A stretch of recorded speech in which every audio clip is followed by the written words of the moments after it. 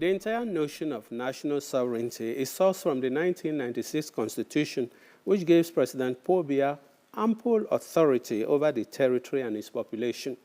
With the benefit of a definition, Cameroon has full sovereignty, as it is recognized by other countries, has an effective government, population, and a defined territory.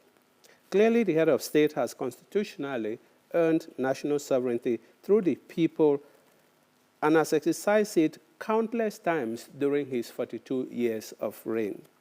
We remember only too well the difficult years of the 1990s when the president had to stay the course as Cameroon bled through ghost towns and urban warfare. As the country veered towards chaos and an ungovernable situation, President Paul Biya rose to the occasion, bringing the country away from the brink. This is what the president had to say in those very difficult years, precisely in 1991, during an official visit to the West region. He said, "Cameroon belongs to all of us. Power belongs to the people. The mission which the people entrusted to me is the exercise of power on their behalf.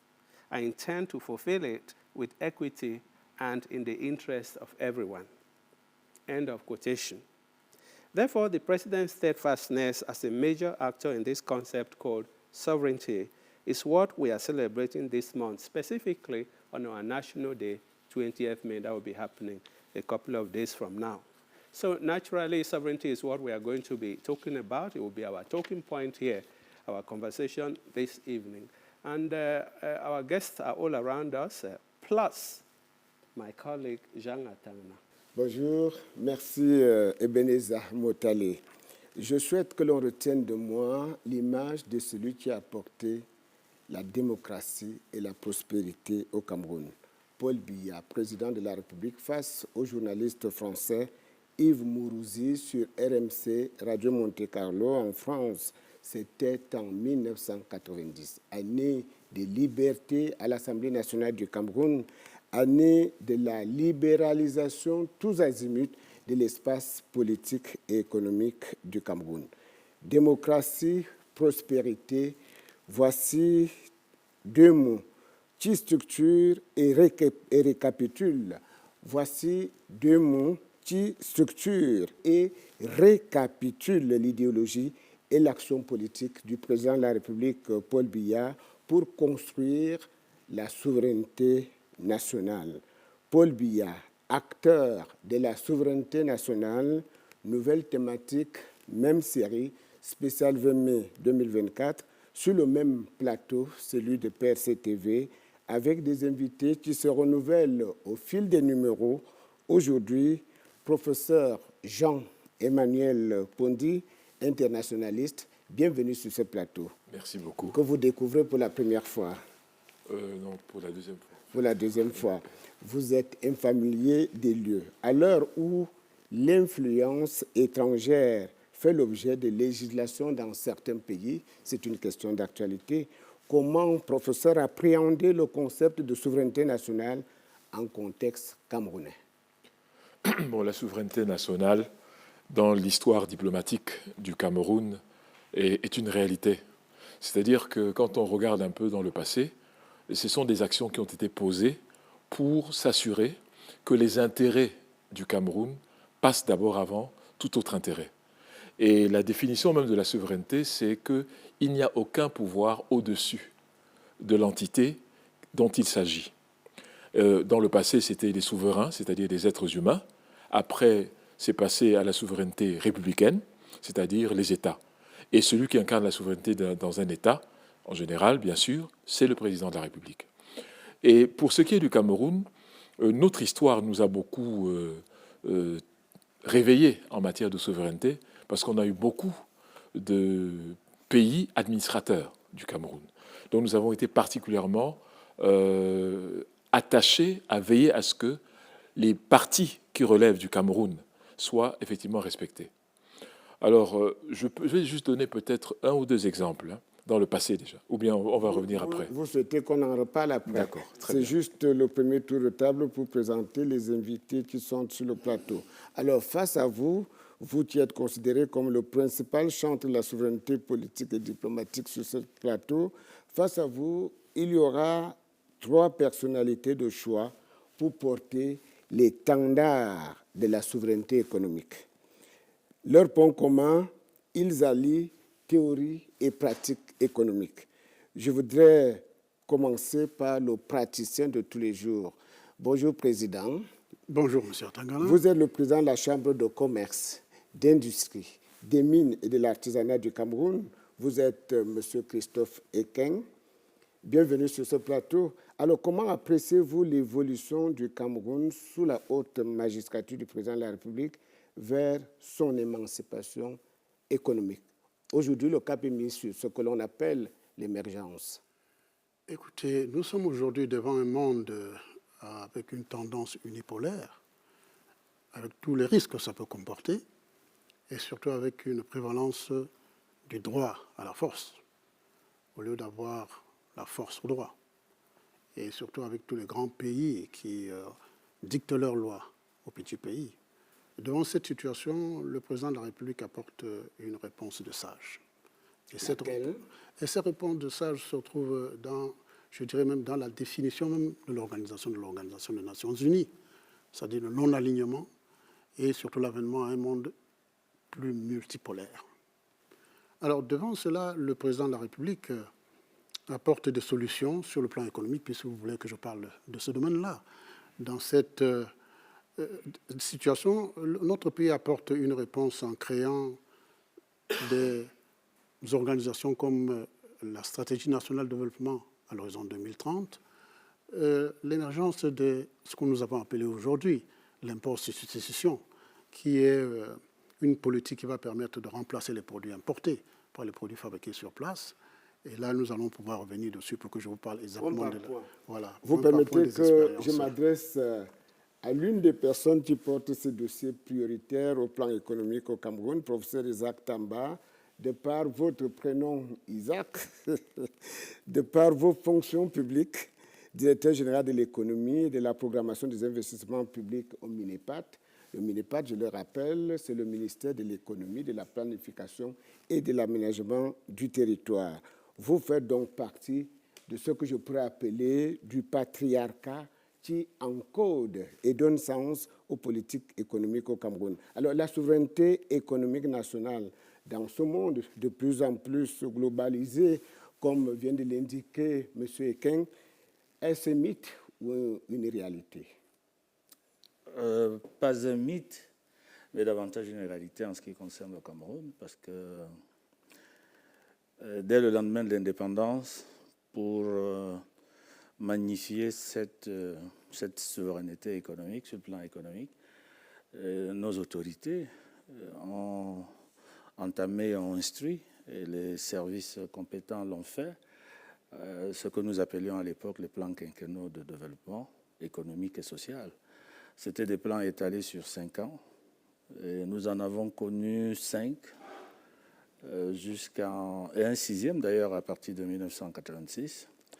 Et quand la crise est arrivée, aux alentours de 87 plus précisément, nous avons, au-delà des plans quinquennaux, nous avons mis en place un nouveau modèle économique adossé sur des plans qu'on appelait à l'époque d'ajustement, qui étaient des plans de réforme tout simplement, avec nos partenaires techniques et financiers.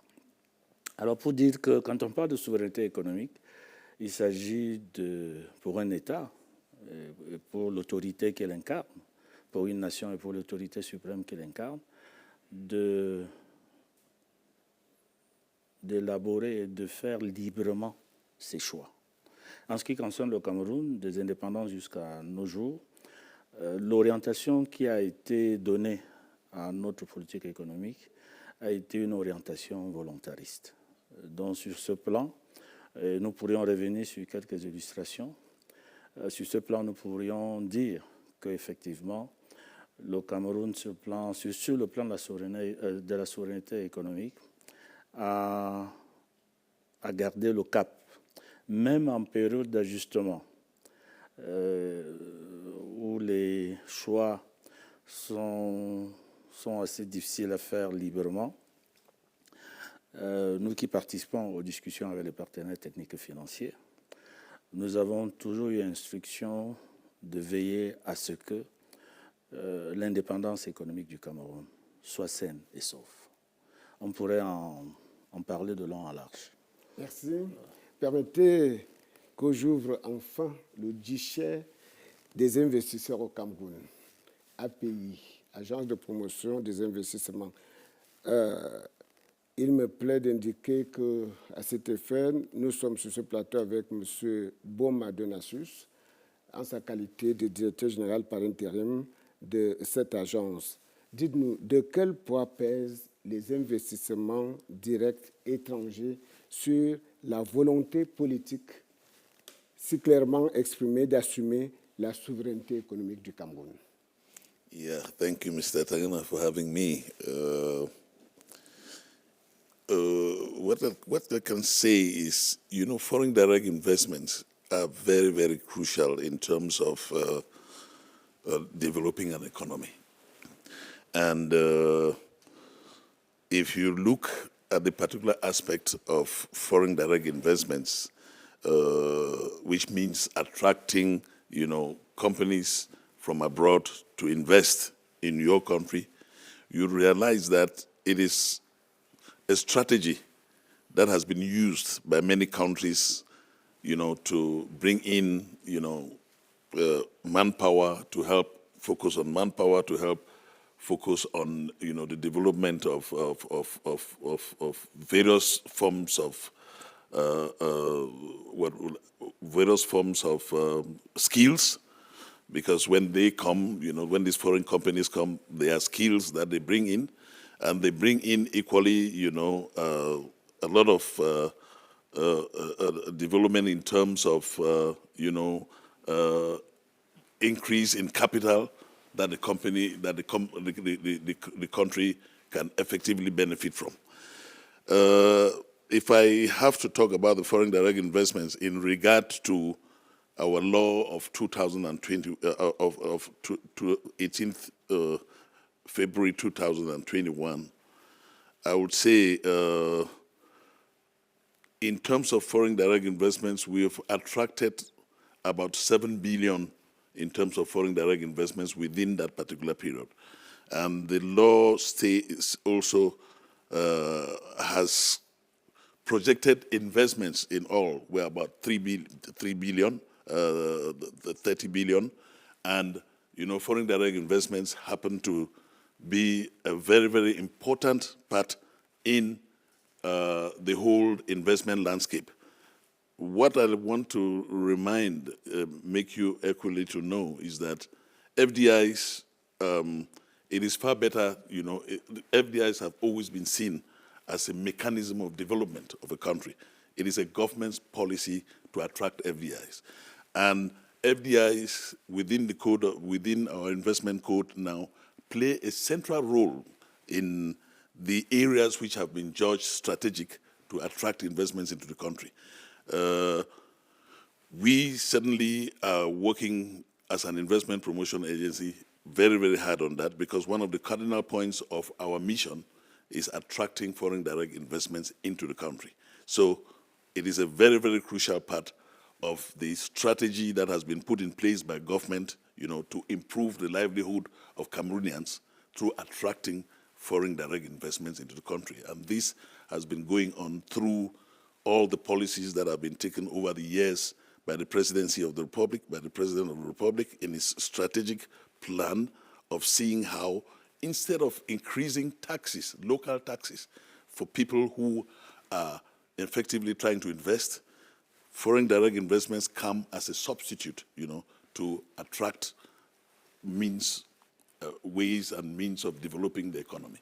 Merci pour cette précision. Maintenant que le tour de table est fait, on peut monter en puissance pour faire le tour de la question. Et la question, c'est Paul Biya, acteur majeur de la souveraineté nationale. Ebenezer. Yes, gentlemen, before we set the ball rolling, I would like us to listen to this report on sovereignty. What is it? How has President Paul Biya fared in this respect over the years? This report is by my colleague Alain Patrick Fouda. I do so swear. Intraitable, irréductible, intransigeant sont quelques-uns des épithètes invariables du président Paul Biya sur la question de la souveraineté nationale. Depuis qu'il a déclaré dans son discours du 31 décembre 2017 que le Cameroun est un et indivisible, la formule est devenue consacrée. Elle exprime non seulement une position régalienne, mais aussi une mission, voire une passion politique. La passion de marcher sur les traces des pères fondateurs de notre pays qui ont consenti au plus grand sacrifice pour léguer à la postérité un héritage inaliénable. À l'évidence, il faut dire qu'au-delà de 2017, la défense de l'intégrité territoriale est un des mantras du chef de l'État depuis son accession à la fonction suprême. La gestion magistrale de l'affaire Bakassi, ce différend frontalier qui a opposé le Cameroun au Nigeria, en est un des exemples majuscules. Aujourd'hui, les défis sont toujours plus nombreux, mais l'homme est resté fidèle à lui-même, fidèle à sa conviction de protéger notre héritage commun dans la paix et la conciliation. La conciliation, oui, mais le point fermé quand cela s'avère nécessaire face à ceux qui font retentir sur la nation les carillons de la peur. Armée et nation, ensemble pour un Cameroun uni, pacifique et prospère, le thème de la 52e édition de la Fête nationale du Cameroun traduit donc cette mise en conjonction de l'armée et des populations pour la construction d'une nation forte. Forte parce que pacifique, unie et indivisible, forte aussi parce que fidèle à son commandant de bord, le président Paul Biya. Alors, le chef de l'État Paul Biya est-il un président souverainiste? La réponse est évidemment oui. Welcome back. Now we begin this conversation with Professor Pondi. Now, can you give us a definition of sovereignty, the manner that the ordinary person can understand out loud? Yes, sovereignty is the main attribute of a state. In other words, what distinguishes a state from another entity is the attribute called sovereignty. In other words, there's no other higher decision-making institution than the state. Within the state, the person who is the incarnation, the representation of a state, is the president. Okay. Now, within the nation, the sovereignty is really belongs to the people. In recent political science, The president is like a servant of the people. yes, in this respect. it's been delegated that power, which he represents the people, and that is why all of the pomp and circumstances, all of this security, which is it is to protect the people whom he represents. In a nutshell, so to explain to somebody the difference with what sovereignty is really, is that there is no other power above a state in political science. Now, of course, this is theory, because the question is it true that all states have the same weight? But the thing to remember is that even the smallest state still has sovereignty, which is territorial sovereignty. Over its own territory, it is the one which has the ultimate decision-making the power. So that is sovereignty. Now, if you take a big company, a multinational company, for instance, they are powerful, but they don't have that particular distinguishing characteristic, which is a territory. They don't have a population on which they govern. They don't have the ability to to take decisions that are compulsory, because that is also the decision of sovereignty. Decisions that are taken within a territory must be applied within that territory. So I think that's how one can explain the power of sovereignty. Yes, but then how do you explain the fact that sovereignty, there's equity in sovereignty, isn't it? And then you find some countries that can decide for others. For example, as we'll be talking about later on, one country deciding on the prices of their produce, for example. Now we go on the international level. What I was talking about was the national level. International sovereignty is consecrated by the United Nations, belonging to the United Nations organization. That is where your sovereignty is internationally recognized. You have states that are observer states, like Palestine. They don't have sovereignty. You are sovereign when other state sees you as sovereign and you can And exercise. recognize you. Yes. Now, what you asked is, do the states have the same level of power? The answer is no. But since the 1990s, I would say, what you see now is what is called complex interdependence. In other words, there's no state that can think that it can impose its will on all the nations of the world. It is not possible. You must have some kind of cooperation and interdependence between states in order for your own will to become a reality. So the notion that one can impose one's will on all others is utopic. It's not possible. So even the small states still have the capacity to say, I do not want to follow this because it doesn't correspond to my own interest, to my genuine interest. Every state has a right to say that. Yes. Yes, thank you, Professor. Now, Mr. Boma, you see, this concept we're talking about is in the Constitution. Surely it's important. Yeah, definitely. It's very, very important, and important not only from the political sense of it, but important economically. And it's enshrined in the Constitution, and it is part and parcel, you know, of what the nation, as you was explained, as you just heard Professor explaining, part and parcel of what power and governance in a country means. And talking about it from the point of view of the economic sovereignty, it goes hand in hand with political sovereignty. That is, Cameroon has, over the years, proven to be the master of its own development plans and its own economic development, which gives it, you know, the economic sovereignty which is necessary for a state, you know, to manage itself inside the labyrinth of things that are happening now in the world.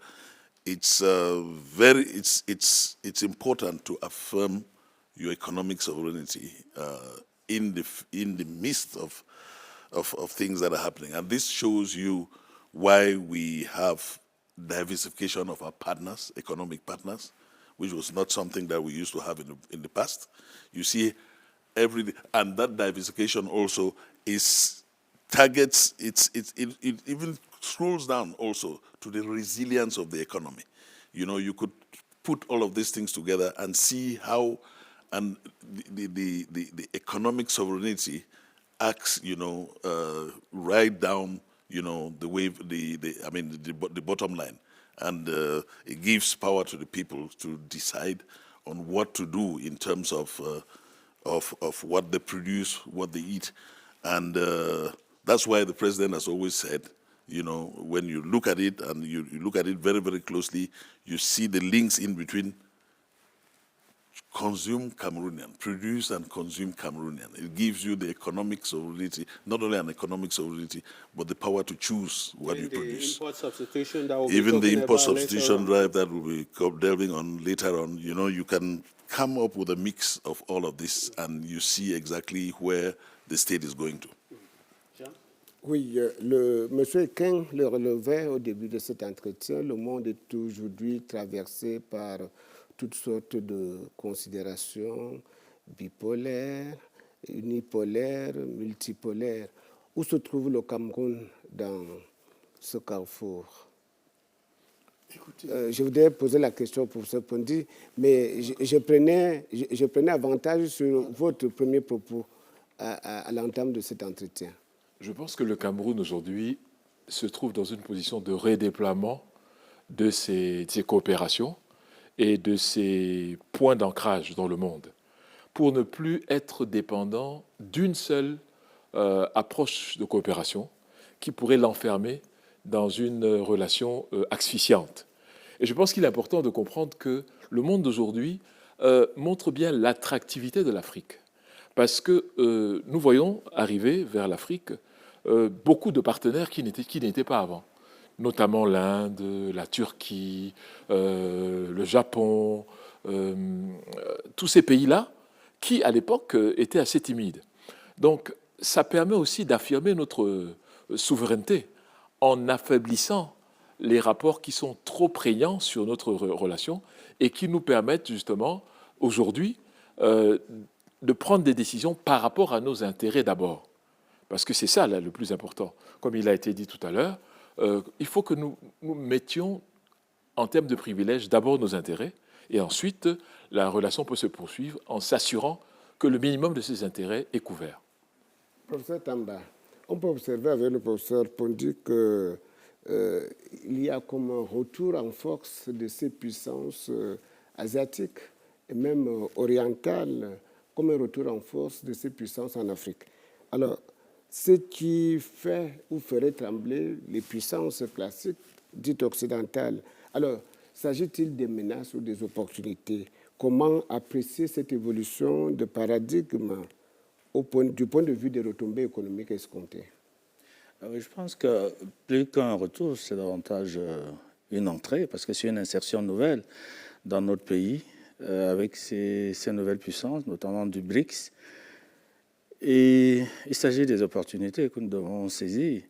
Il y a, au-delà des aspects économiques, parce que quand on regarde la géographie de notre coopération, pendant longtemps, l'Europe a été le premier partenaire économique et financier.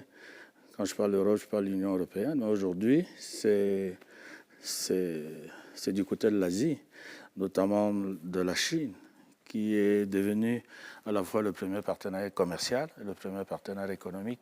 Je pense qu'il s'agit des opportunités qui nous permettent de redéployer notre coopération économique en tirant avantage de chacune des spécificités qui s'offrent à nous. Il y a une spécificité asiatique qui est plus rapprochée sur le plan culturel, sur le plan économique, n'est-ce pas, que l'Europe. Là aussi, nous tirons des opportunités. En ce qui concerne l'Europe, l'Amérique, il s'agit d'un partenariat qui est traditionnel, qui est ancien. Nous maintenons les acquis. Nous continuons à coopérer avec ces différentes régions du monde. Mais de plus en plus, il y a l'émergence de nouveaux types de coopération qui ne sont pas des coopérations de pays à pays, mais qui sont des coopérations avec des organisations internationales. Et ces dernières années, en raison des difficultés que nous avons connues, compte tenu de l'ampleur des besoins que nous exprimions et que nous continuons d'exprimer, les coopérations dites classiques, qui s'adossent aussi, il faut le dire, à ces coopérations bilatérales et multilatérales, n'étaient pas à même de nous apporter toute la réponse voulue. On pourrait vous donner quelques données chiffrées. Nous sommes à vie de les recueillir. Par exemple, une donnée qui me vient à la tête, c'est celle des besoins financiers nécessaires pour achever une centaine de projets que nous avions commencés. Il y a quelques années, il nous faut près de 5 300 milliards de francs CFA. Et ces 5 300 milliards de francs CFA ne peuvent pas provenir essentiellement de la coopération classique. Nous nous redéployons au niveau de la coopération, surtout multilatérale, avec des partenaires comme la Banque mondiale, qui a un portefeuille de plus de 3 000 milliards de francs au Cameroun, la Banque africaine de développement aux alentours de 1 500 milliards, la Banque islamique de développement, la BADEA, qui sont des coopérations qui nous offrent de nouvelles opportunités de financement et avec lesquelles nous travaillons en bonne intelligence pour nous assurer que les intérêts majeurs du Cameroun sont pris en compte dans les discussions que nous avons avec eux. Donc je pense qu'il s'agit d'un redécoupage géographique de notre coopération au profit des partenaires multilatéraux, sur le plan bilatéral, au profit des pays asiatiques, parce qu'ils ont aussi beaucoup à nous offrir. Ils nous offrent des financements, ils nous offrent des conditions de coopération qui sont, de notre point de vue, qui peuvent être gérées optimalement, n'est-ce pas, au niveau du Cameroun, et sans pour autant remettre en cause les coopérations classiques que nous avons avec l'Amérique et l'Europe. Aujourd'hui, au niveau de l'Europe, la France demeure le premier partenaire commercial du Cameroun, le premier partenaire économique, suivi des pays comme l'Espagne, l'Italie, qui, sur le point de vue visuel, on n'imaginerait pas que l'Espagne et l'Italie sont au niveau de l'Europe, quand même des partenaires commerciaux de choix. Monsieur, quand vous étiez particulièrement intéressé par ce sujet, le Cameroun n'est la chasse gardée de personne. Ça vous rappelle quelque chose? Ben oui, c'est une phrase que le président de la République a prononcée en Allemagne. Je me souviens, j'y étais d'ailleurs. Et je voudrais ici magnifier cette façon de procéder de notre président de la République, qui, d'une manière ou d'une autre, assiste à tous les sommets pour montrer qu'il n'est pas la chasse gardée d'une personne.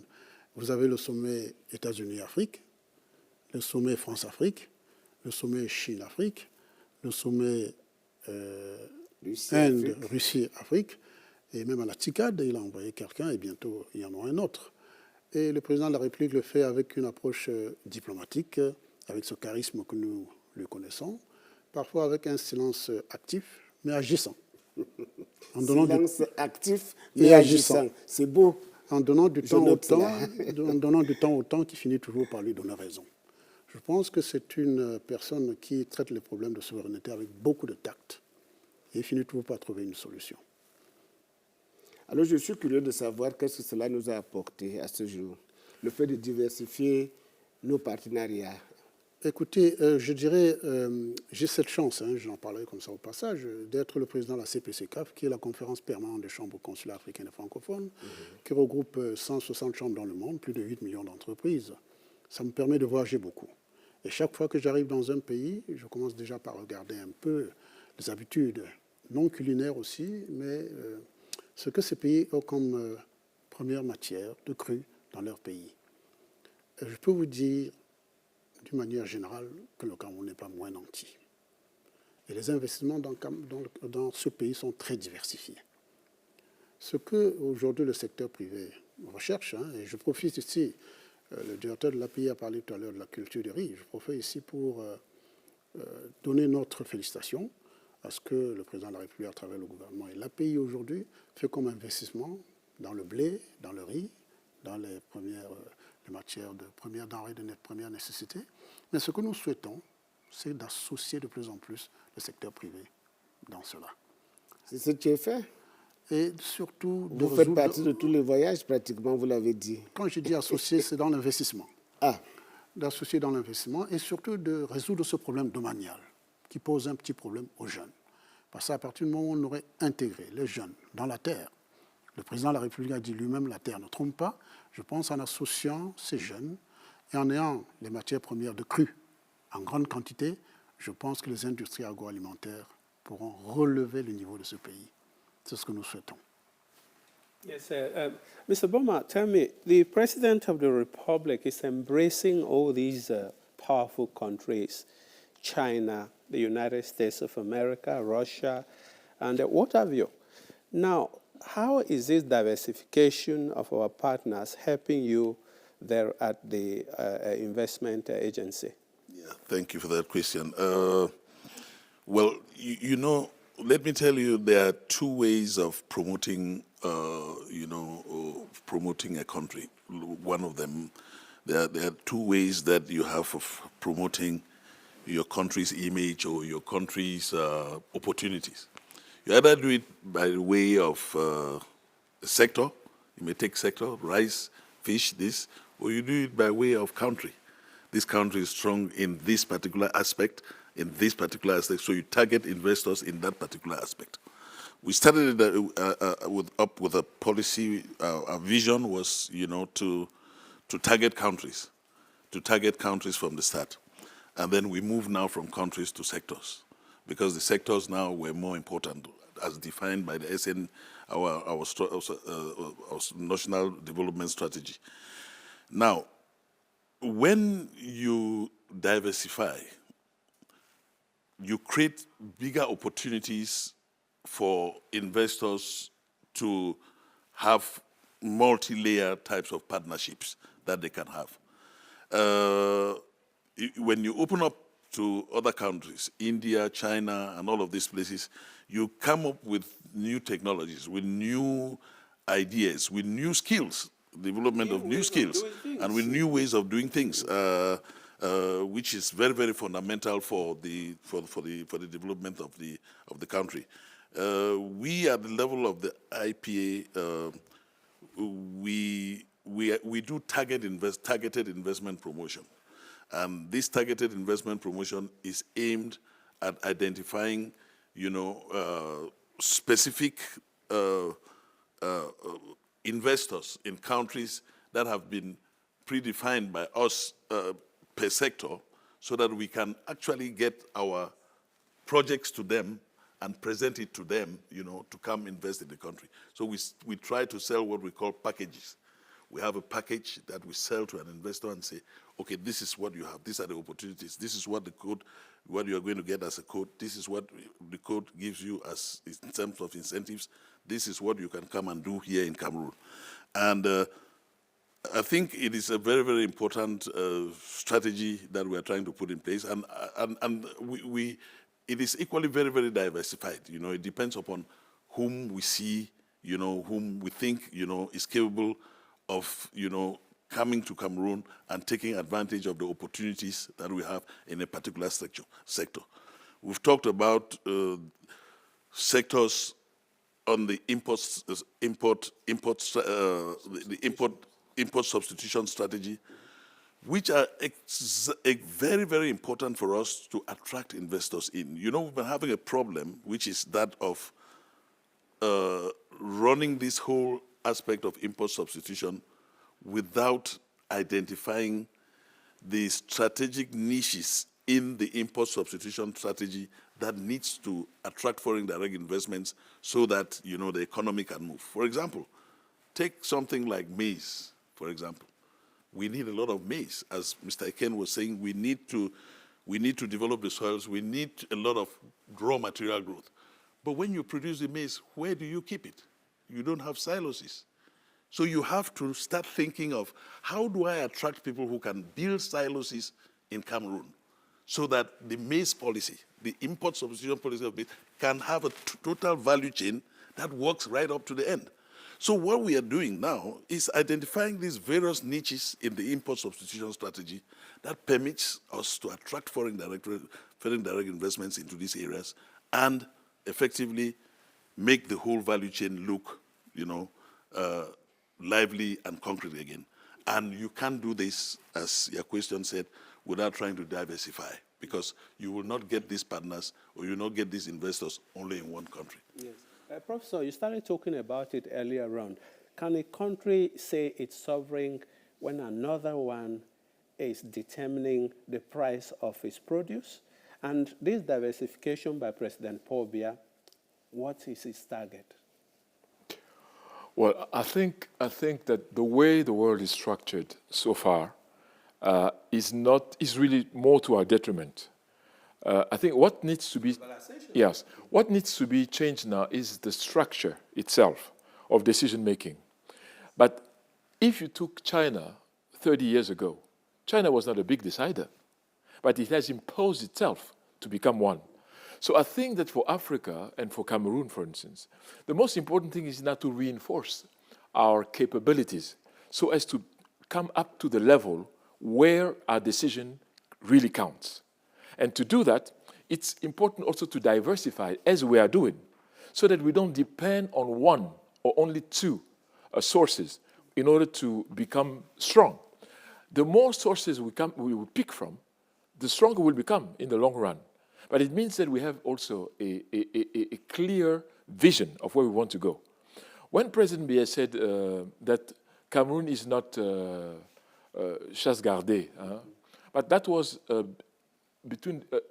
during a mission in Germany, which took place between the 4th and the 8th of September, 1986. I think that he was there. Okay, but he added something else. N'est la chasse gardée de personne, ni d'aucune grande puissance. Ni d'aucune grande puissance. That is very powerful. So it means that we must now determine what is our superior interest as a nation. 2, we must look for ways to reach our goals. And 3, we must not count on others to do it for us. So I think this is very important. So if you have that kind of mindset and you start reinforcing your own capabilities, now you will have a diversification of people who will help you to actually reinforce your capabilities. Not only one person or not one country, but many. Now it's up to you to see how you can use the mix of what is offered to you to choose what is best fitted to you for your needs. So I think this is what we're doing today. And I think that in the long run, we'll become more and more independent of the structures, because now we're in a structural world where it's difficult to actually impose ourselves. But that's why I think that the unity of a continent is something we must also look into. When we look for national sovereignty, we must also look for our continental sovereignty, which is more powerful than just national sovereignty, in my view. Okay, so now if we start looking at that, you see that the free trade area is a big opportunity for us. But how do we prepare for that? Have we changed our internal economic, legal, and technological structure to fit 30 million square kilometers? How do we do that? I think that maybe he will be able to tell us. But to me, these are the stakes of today. That's what I talked about, interdependence, rather than just sovereignty. There's no country that can impose anything on anybody eternally. No, it's not possible. Yes, Jean Tangna, I just want to highlight that we've come to the end of this part, and you will take over in a short while. We'll have the jingle now, and then we'll be back for the last part of this program.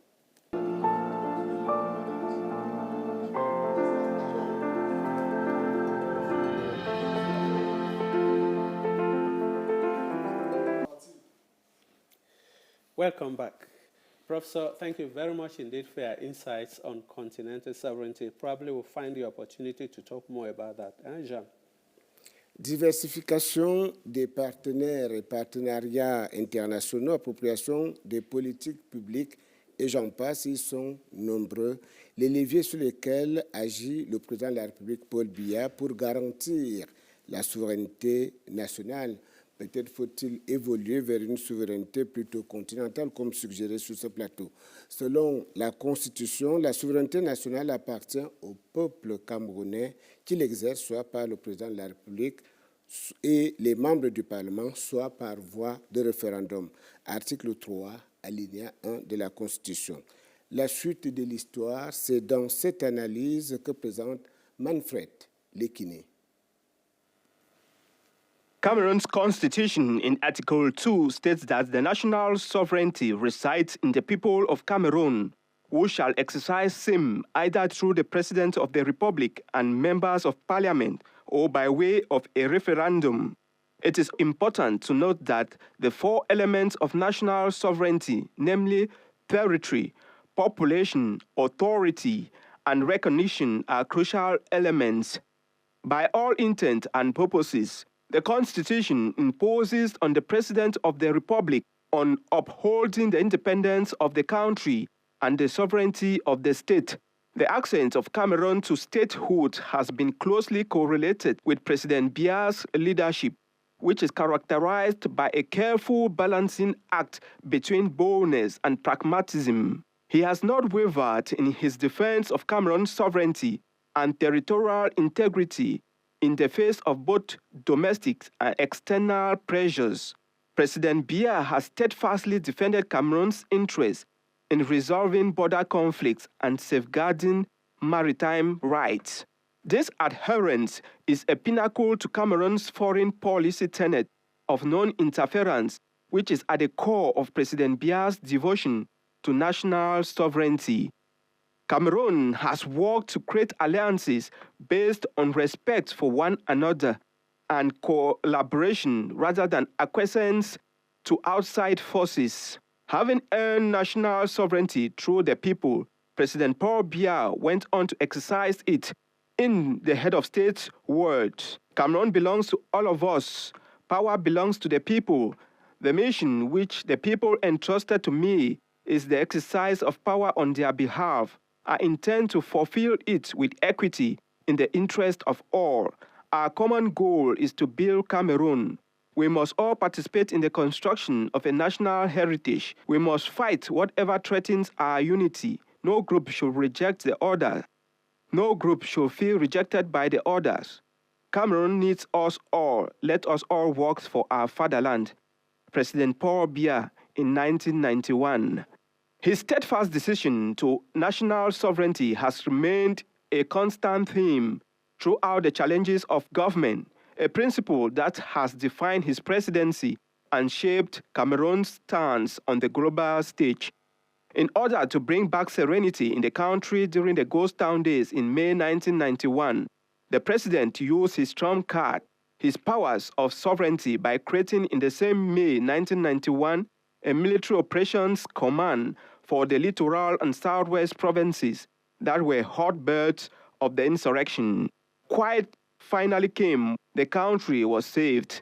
In the face of national disparities, the chief of state is resolute in promoting national unity by promoting dialogue, reconciliation, and consensus building. He has endeavored to foster a sense of national unity that transcends ethnic, linguistic, and regional divides. Voilà, le professeur Jean-Emmanuel Pondy vient d'ajouter un addendum, si j'ose dire, à notre thématique du jour, en proposant que l'on évolue de la souveraineté nationale à la souveraineté continentale pour adresser plus efficacement les questions de notre temps. Je voudrais que l'on s'arrête sur cette question. Professeur Tamba, c'est un débat qui n'est pas nouveau, il est en cours. Quels en sont les tenants et les aboutissants? De notre point de vue, nous pensons qu'il faut d'abord asseoir la souveraineté. Là, je le dis sur le plan de l'économie. Il faut d'abord asseoir la souveraineté nationale avant de migrer progressivement vers une souveraineté, je le dis encore toujours sur le plan de l'économie, vers une souveraineté régionale et puis par la suite continentale. Les stratégies que nous avons mises en place, la stratégie mère qui est la vision à l'horizon 2035 et sur laquelle se sont élaborés à la fois le document de stratégie pour la croissance et l'emploi et la stratégie actuelle, la stratégie nationale de développement à l'horizon 2030, milite d'abord pour une souveraineté économique sur le plan national. Il faudrait que nous arrivions à produire ce que nous consommons et à consommer ce que nous produisons. L'ambition est de pouvoir satisfaire d'abord le marché national et ensuite aller conquérir les marchés régionaux et par la suite continentale. C'est la raison pour laquelle, quand on met l'accent sur la diversification économique, nous avons, c'est une expérience qui n'est pas nouvelle, au niveau du ministère de l'économie, nous avons entrepris au milieu des années 2010 de lancer un vaste programme de diversification. Nous pensions à un moment donné que, et ça c'était dans la foulée du plan directeur d'industrialisation, qu'il fallait accélérer le processus d'industrialisation de notre économie. Nous l'avons fait, nous avons buté à un moment donné à un problème d'offre. Parce que nous pensions, quand nous lancions toutes les opérations que nous avons menées en faveur du coton, en faveur du cacao, en faveur du café, pour lesquels nous sommes des exportateurs nets, nous pensions que l'offre était suffisante pour pouvoir développer une industrie locale dans ces matières premières. Et par la suite, nous nous sommes rendus compte que nous faisions un problème d'offre. Et c'est la raison pour laquelle le modèle économique a été repensé. Nous avons dit diversification, oui, mais nous allons d'abord aller vers la diversification horizontale, c'est-à-dire élargir la gamme des produits que nous proposons au commerce international, que nous proposons aux Camerounais, c'est-à-dire qu'en plus du coton, du café, du thé, du bois, que nous explorions d'autres avantages comparatifs sur lesquels nous pouvons miser pour asseoir notre autonomie, pour asseoir notre souveraineté économique. C'est ainsi qu'il y a de nouveaux produits qui ont été explorés. Aujourd'hui, que ce soit dans le domaine floral, que ce soit dans le domaine fruitier, il y a des actions qui sont menées. Mais le plus important était que les avantages que nous avions par le passé dans le cacao, dans le café, dans le coton, dans ces produits traditionnels, soit conservés. Et pour aller vers cette industrialisation, il fallait qu'on agisse sur l'offre. Parce que nous avions pensé que l'offre était une donnée, mais il s'avère que l'offre n'est pas une donnée. Et c'est la raison pour laquelle, dans le plan intégré d'import-substitution, la première étape vise à élargir la base de l'offre de ces spéculations. C'est ce que nous appelons diversification horizontale. Et la deuxième étape vise alors, ça c'est la diversification verticale, vise alors à adresser les différents maillons de la chaîne de valeur de l'industrialisation. Nous y sommes et nous pensons que les résultats ne vont pas tarder. Donc c'était pour dire, ça c'est valable parce que dans la stratégie nationale de développement à l'horizon 2030, nous préconisons un mix.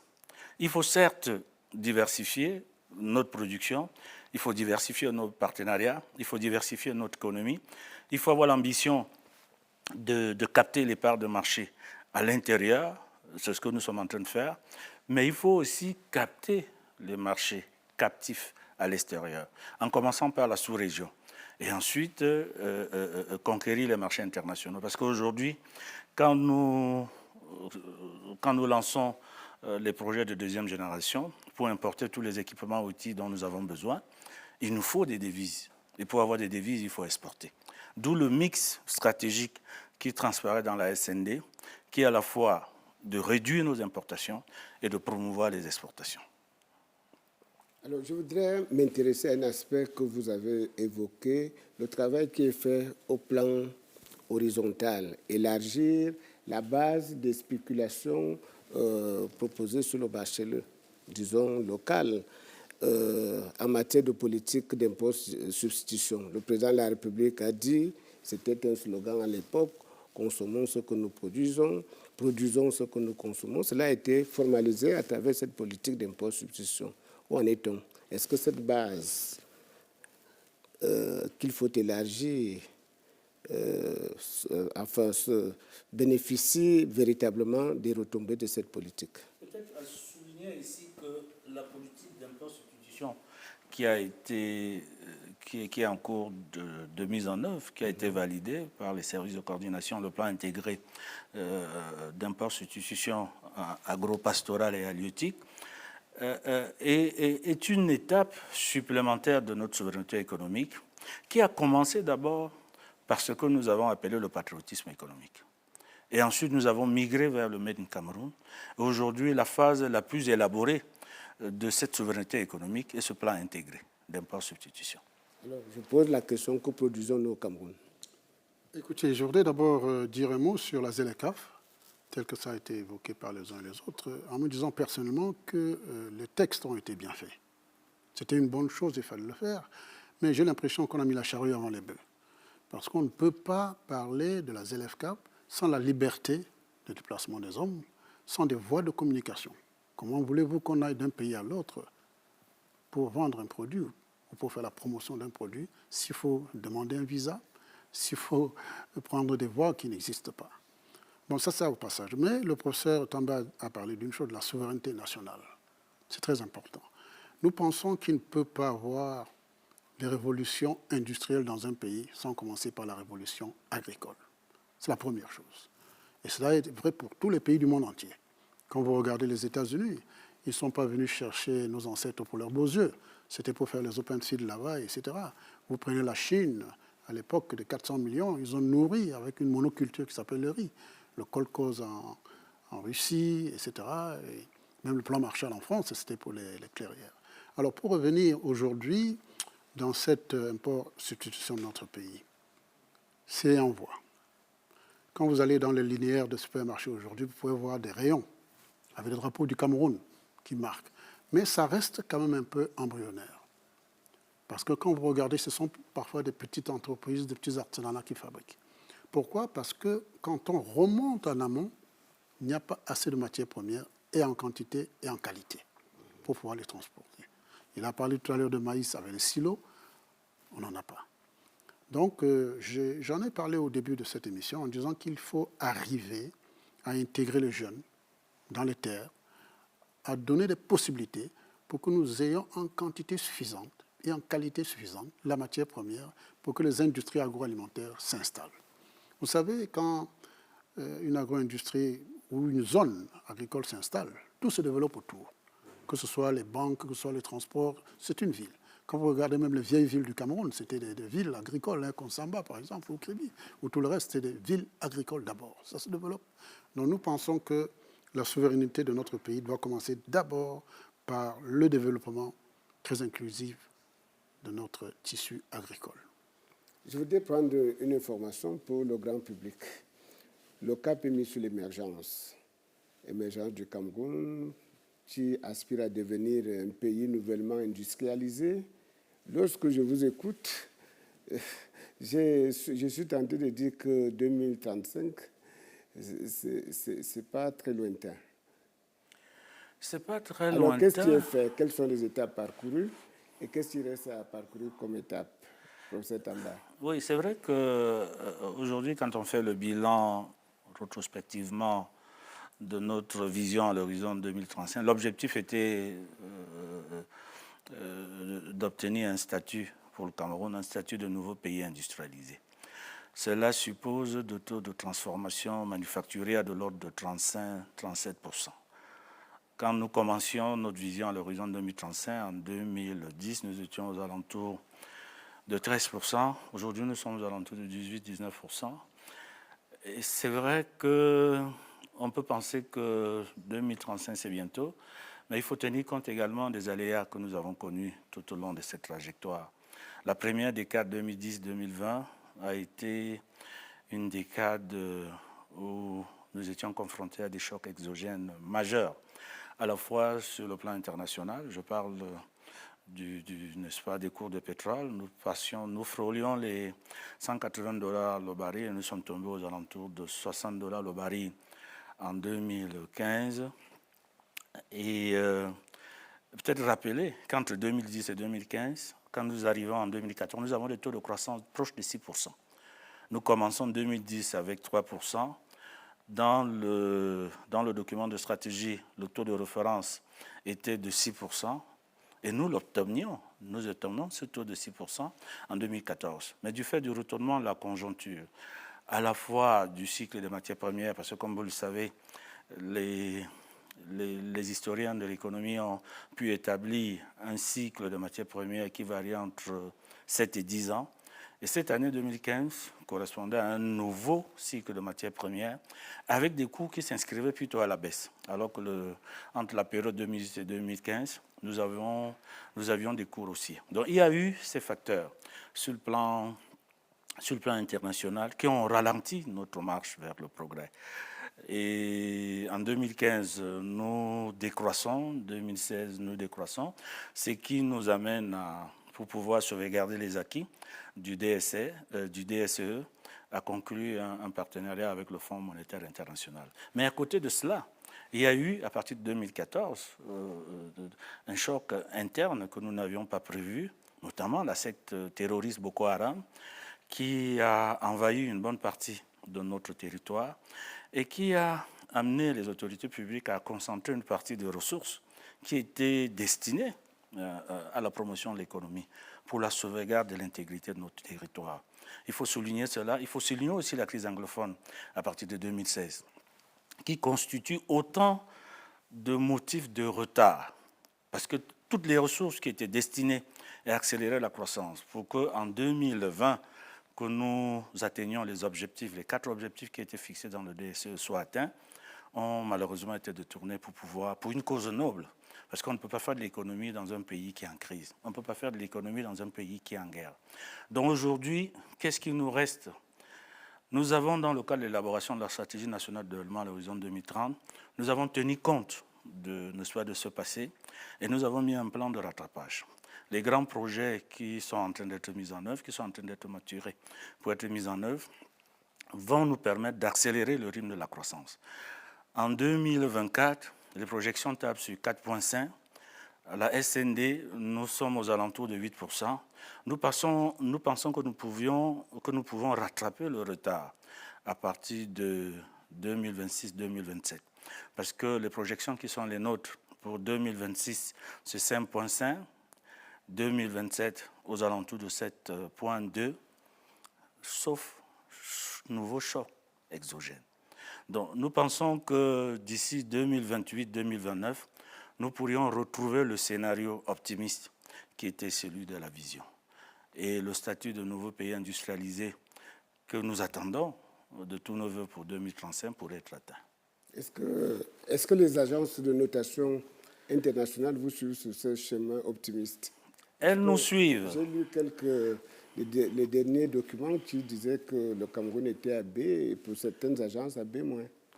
Oui, il y a tout un débat là-dessus. Ce n'est pas sur les questions économiques, c'est sur d'autres questions que portent les critères des agences de notation. Nous avons reçu il y a quelques jours l'agence Standard & Poor's avec laquelle nous avons eu des discussions pour justement prouver la robustesse de notre scénario de développement.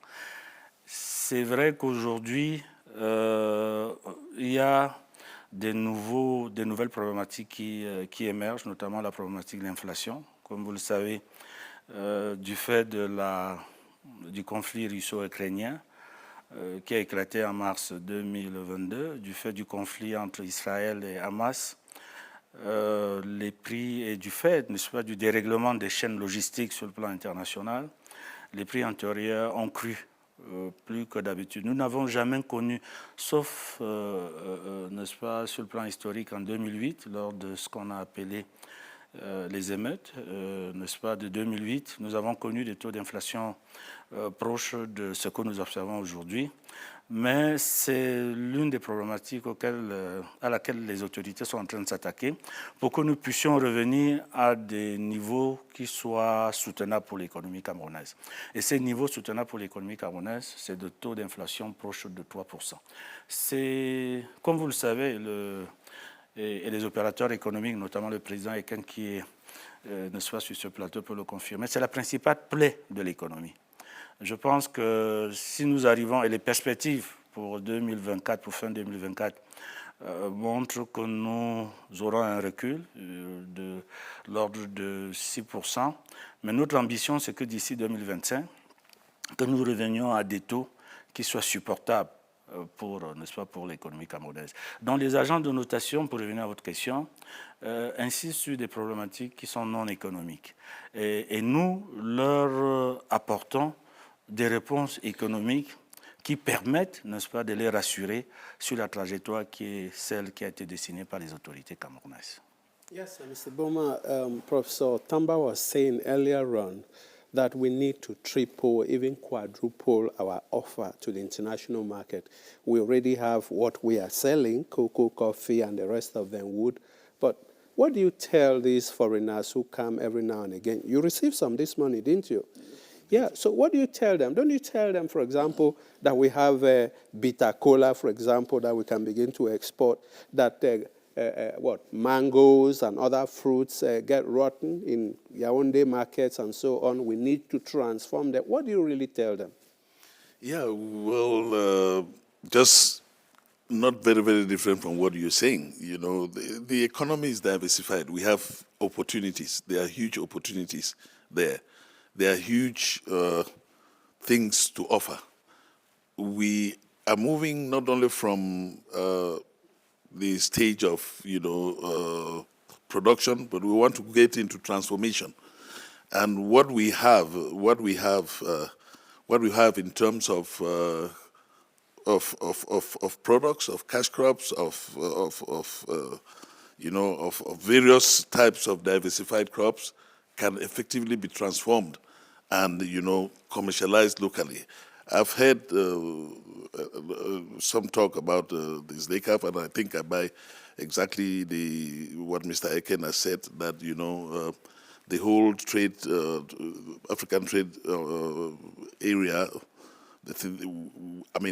it seems as if, we skipped ahead rather than taking measures before, because the production actually is not there. Let me tell you about something that is happening with the oil sector, for example.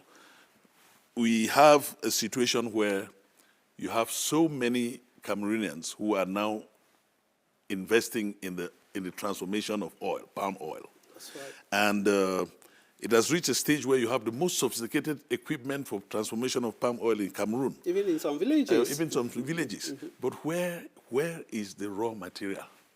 That's the big problem. There is absolutely no raw material. So you see, most of those equipment now are getting bad because people went into this particular aspect of the market and they thought, and the demand is quite high. When you look at the import statistics, with import statistics for import substitution that we have, the greatest hemorrhage to economy is the importation of maize, the importation of rice, the importation of fish, the importation of palm oil, and things on which we have pure economic advantage. We have always been even one of the biggest producers in all of these fields. So what happened? So, attracting foreign investors is good to come into Cameroon, but what can we do to leverage the economy, through our own particular local investors who can actually invest in these particular areas? We bring in investors and we have the opportunities. We have very, very diverse opportunities in Cameroon. As you said, fruit, transformation of fruit juice, you can do so many things. But one of the fundamental things that you want to do is to make sure that you have the raw material. There must be a real serious reform of the land law in this country, because when you start talking about investments, you are talking about land. Land is a fundamental problem. So that's what they tell you? Yeah, land is a fundamental problem, and a foreign investor comes in, and you tell him, okay, I want 30 hectares. The guy received once 30,000 hectares of land, to grow rice in Cameroon and make us exactly self-sufficient. Where is he going to get 30,000 hectares? Immediately he starts getting to somewhere. The villagers will start following behind him, and we had ancestors here. We don't want to remove anybody here and stuff like that. So there's a lot of problems that still has to do, with developing local, national capacity, to give us the types of production that we want to do. We can actually transform most of the things that we have, but we must make sure that we produce sufficiently that can permit us to transform what we have to transform. And talking about this comes again to this whole aspect of the import substitution strategy. We at the IPA, we say, and I continue coming back on that, we have identified, and Mr. Tamba talked about it, the government strategy on the key sectors that have been identified in the very first phase of putting into this strategy. Rice, maize, there are 7 of them. 7 of them. If you followed up our Cameroon Investment Forum, our Cameroon Investment Forum was trying to see what happens in this particular sector through monographies that were developed. What happens in these particular sectors that can permit them, what is happening that seems to be blocking the whole value chain from moving ahead. So it is like you take a sector and you say, all right, there is this fishery, for example. You see, so many Cameroonians are getting into small-scale fisheries and all of that. But the most important thing is fingerlings. Where do you have the fingerlings? Do you have a company, an international company that can come in and produce fingerlings will make a whole difference? So you need to look at the critical aspects of that value chain that need investments that can change the whole value chain. And that is what we are looking at the IPA. So we are trying to sell those particular critical aspects of the import substitution strategy that need investments, that need foreign direct investments, so as to change the whole, ball game. Yes. That is what is important for us. Yes. Now, okay, sorry. Nous abordons la problématique de la souveraineté alimentaire. C'est des choses assez concrètes. Il s'agit de l'économie réelle. Maintenant, je voudrais interroger pas l'internationaliste, mais le citoyen que vous êtes. Est-ce qu'au Cameroun, on mange à sa faim? Peut-être que le professeur Ekeng, M. Ekeng pourrait réagir après vous. Moi, personnellement, je m'excuse, mais quand je regarde, par exemple, les curricula, parce que je pense que Tout ce que nous avons dit est très bien. Et vraiment, c'est bien dit, c'est bien formulé, c'est dit de façon experte. Mais quand nous retournons à l'école primaire, nous retournons à l'école secondaire, nous entrons à l'université dans le supérieur, qu'est-ce qui, dans tout ce que nous disons ici, rejaillit à l'intérieur de nos curricula? Pas grand-chose. Est-ce que c'est normal qu'on parle de la stratégie 2035? Vous rencontrez un Camerounais aujourd'hui qui a 18 ans. Vous lui dites de vous dire un seul mot là-dessus. 99% ne peut pas vous dire un mot là-dessus. Donc il s'agit quand même d'eux. Ce n'est pas de nous qu'il s'agit, c'est d'eux. Or, les principaux concernés, je suis au regret de dire, n'en savent trop rien. Bon, ça c'est dangereux. Donc moi je pense qu'il faut autant, nous travaillons sur le plan technique, moi je reconnais la grande expertise de nos techniciens, autant il faut penser à la génération ou aux générations qui nous suivent. Et je pense que ce relais n'est pas suffisamment bien assuré. Et c'est pour ça que nous sommes toujours obligés d'aller à l'extérieur demander ceci ou cela. Non, je pense qu'il y a quand même aujourd'hui la moitié des Camerounais qui ont moins de 20 ans. Qu'est-ce que nous avons prévu dans nos plans de développement pour eux en termes de capacitation? Ça, c'est très fondamental. Bon, moi, d'autres questions que je me pose aussi. Où sont nos lycées agricoles? On a parlé tout à l'heure de la nécessité pour l'alimentaire d'être au centre de nos préoccupations. C'est vrai. Où sont nos lycées agricoles? Où sont nos universités agro-industrielles? Moi, je crois que c'est des domaines, sans vouloir faire de leçons à qui que ce soit, mais sur lesquels il faut urgemment se pencher, parce que c'est ça qui fait que quand vous êtes un expert dans ces domaines, vous ne manquerez jamais d'emplois, vous ne manquerez jamais de clients, puisque la population ne fait qu'augmenter. Donc ça veut dire que la demande dans ce secteur ne fait que croître. Donc le problème que j'ai, c'est est-ce que nous investissons suffisamment pour l'inclusion de cette tranche d'âge? C'est ça mon problème. Je n'ai pas ce sentiment. Bon. Il y a un axe stratégique de la SND qui est essentiellement... Parce que moi, je suis là-dedans. Je suis avec ces jeunes-là. Je leur parle tous les jours. Il y a un deuxième axe sur l'emploi, et notamment je l'emploi leur des parle jeunes tous les jours. et l'entrepreneuriat féminin. Non, en fait, c'est pour dire que ça a toujours été une préoccupation des autorités. C'est vrai que tout ce qui a souvent été prévu n'a pas été mis en œuvre. Je suis tout à fait d'accord avec lui en ce qui concerne la traduction. Allez demander à ces jeunes. La traduction de nos priorités, de nos orientations dans les curricula universitaires. C'est un grief que nous formulons à l'endroit de nos collègues qui sont dans les instances de coordination ou bien au ministère de l'Enseignement supérieur. Nous ne pouvons pas nous mouvoir dans un statut comme celui de nouveau pays industrialisé sans qu'il n'y ait, n'est-ce pas, au niveau de la formation, sans qu'il y ait le relais de la formation. Rappelez-vous, quand nous construisons le Pabilan, nous avons dû importer des techniciens, des chaudronniers qui venaient du Vietnam, tout simplement parce qu'on n'avait pas anticipé, n'est-ce pas, sur la formation. Ça, c'est une réalité. L'autre réalité, c'est que les politiques l'ont prévu, mais malheureusement, la mise en œuvre a peiné ou a été retardée. Certainement pour des raisons que je viens d'évoquer. Dans le DSE, il y avait c'était bien, stratégie pour la croissance et l'emploi. Et notamment, c'était l'emploi des jeunes, c'était l'entrepreneuriat féminin. Dans la stratégie nationale de développement à l'horizon 2030, effectivement, il y a le second axe qui porte toujours sur l'emploi. Je suis tout à fait d'accord avec mon collègue, le professeur Jean-Emmanuel Pondy, que la mise en œuvre des outils, par exemple dans le cas du DSE, on avait prévu la mise en place d'un Conseil national de l'emploi.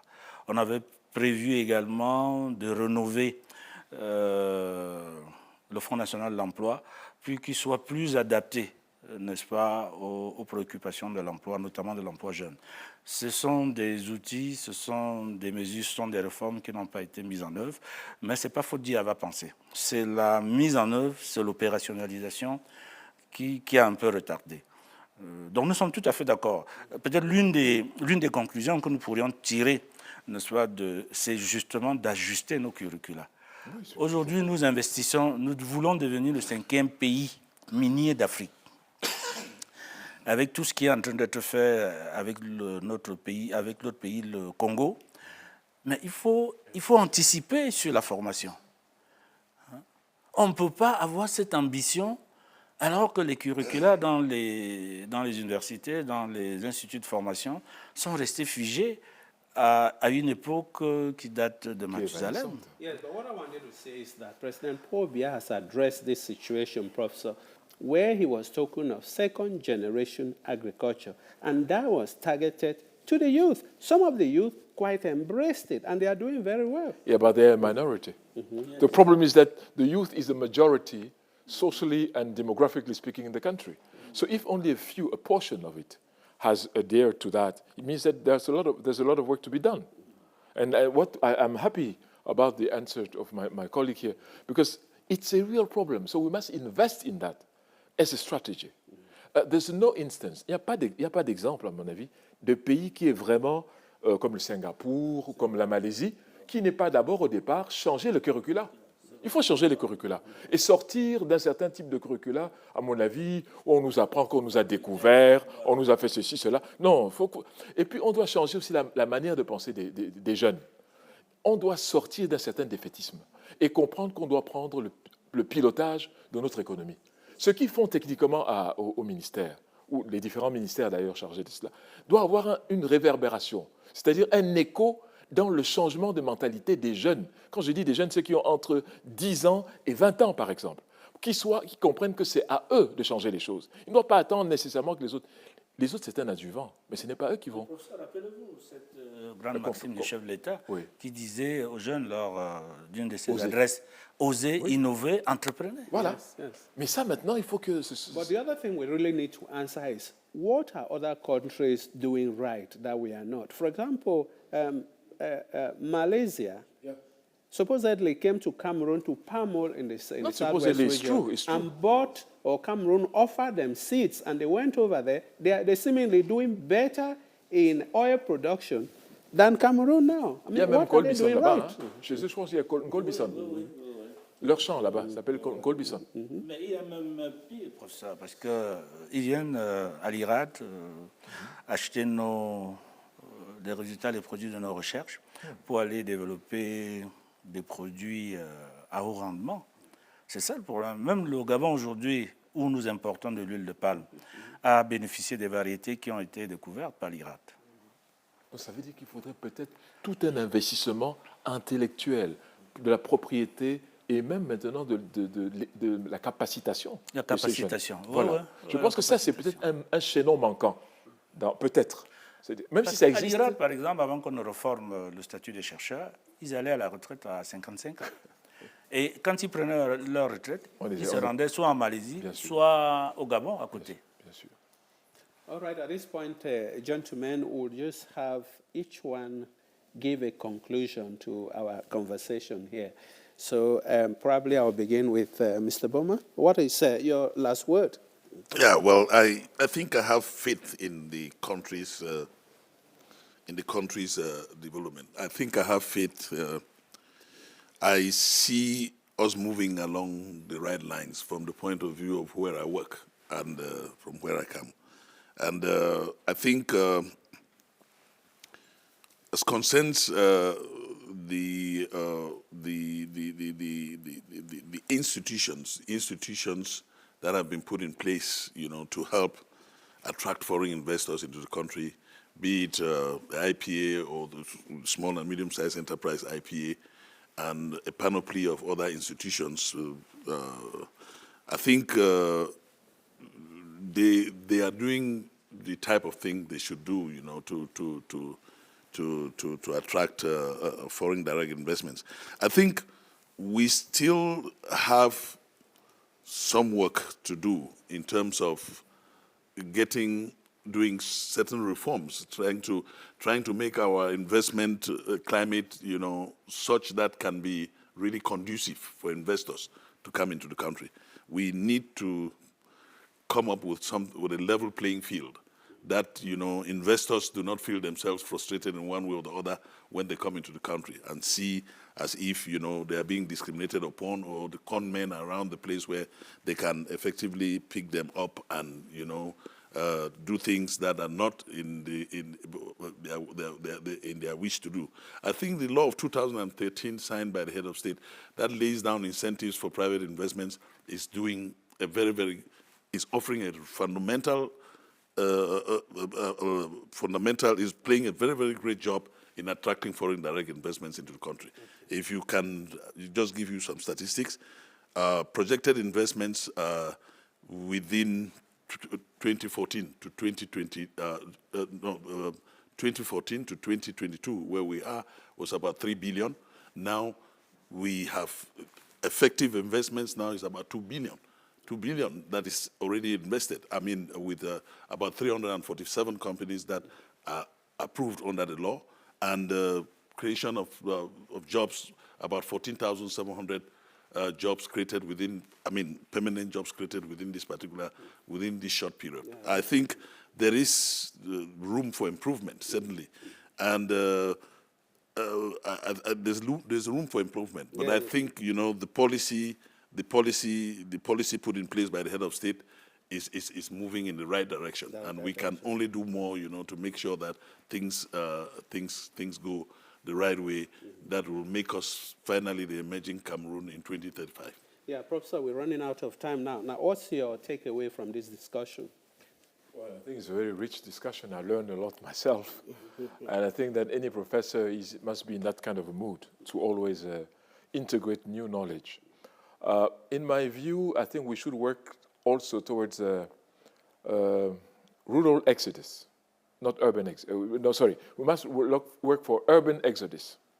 That is how to make sure that people come less and less into urban areas and make the rural areas more attractive, where there's water, electricity, and maybe some financial means available for people actually to stay there and live there and feel more comfortable living in the rural area than in the urban areas. Because I think urban areas are becoming more and more disorderly and more dangerous. So if we can start that move, that dynamics, I think it would be a good idea. But as we do now, I think Cameroon has everything. Cameroon has everything that is needed for a country to move forward. But we must have the people, especially the youth, which is not obsessed with going abroad. You see, that's also something which is not compatible with the idea of developing one's country. If you talk to the youth, I'm with them every day. Many of them, at the smallest opportunity, will go, even if they have the potential to make it in Cameroon. So I think that we must look into all these things. Together with the great ideas which we have, we must also look into those small things that are a hiccup into realizing them. Monsieur King, si on devait sortir de ce débat avec une seule conviction, avec une idée ou un mot, ce serait quoi? Écoutez, je vais, M. Atangana, dire quelque chose qui ne regarde que moi personnellement. Je dirais que beaucoup de leaders politiques, aujourd'hui dans notre pays, surtout des leaders d'opposition, oublient que pour atteindre les objectifs qui se fixent eux-mêmes, il faut qu'il y ait un leader qui ait bâti ce sentier sur lequel ils vont atteindre cet objectif.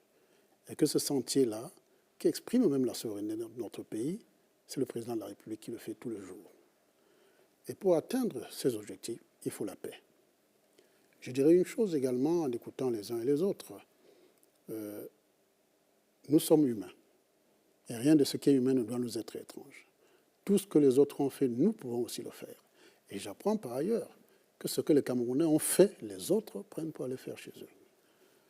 Et je dirais, pour suivre ce que dit le professeur Pondi, les jeunes nous regardent. Ce n'est pas avec la houe et la machette que nous allons les envoyer dans les plantations. Il faudrait arriver à mettre en place un système qui puisse installer les jeunes. Nous avons émis l'idée de faire une mission d'aménagement de zones agricoles pour qu'on puisse installer les jeunes, comme ça s'est fait dans d'autres pays. Donc il faudrait cela. C'est mon souhait. Professeur Tamba. Oui, peut-être trois choses. La première, c'est conforter notre souveraineté économique nationale en dynamisant cette stratégie de diversification horizontale qui est en cours. La deuxième, nous venons de le dire à la suite du professeur Jean-Emmanuel Pondi, c'est d'aligner les curricula dans les instituts de formation, pas simplement universitaires, même déjà dès le cycle secondaire, de les aligner sur les besoins de développement, n'est-ce pas, du Cameroun et sur les aspirations qui sont les nôtres, à savoir être un nouveau pays industrialisé à l'horizon 2035. La troisième, c'est de développer davantage l'exercice de prospective. Nous devons apprendre à anticiper et éviter d'être soit mis devant les faits accomplis. Quand les chocs exogènes arrivent, vous voyez ce qu'on observe. On était à 4 points de taux de croissance en 2019. Il a fallu que la Covid arrive pour que nous retombions à 0 point de taux de croissance. Donc, anticiper, aligner les curricula et conforter notre souveraineté économique nationale. Okay, gentlemen, we want to thank you very, very much indeed for abandoning your very busy schedules to be here for this discussion. And at the same time, we want to thank the hierarchy of PRC TV for making this possible, and of course our technicians and the other support staff who are all behind the cameras making this program a big success. Thank you and bye now.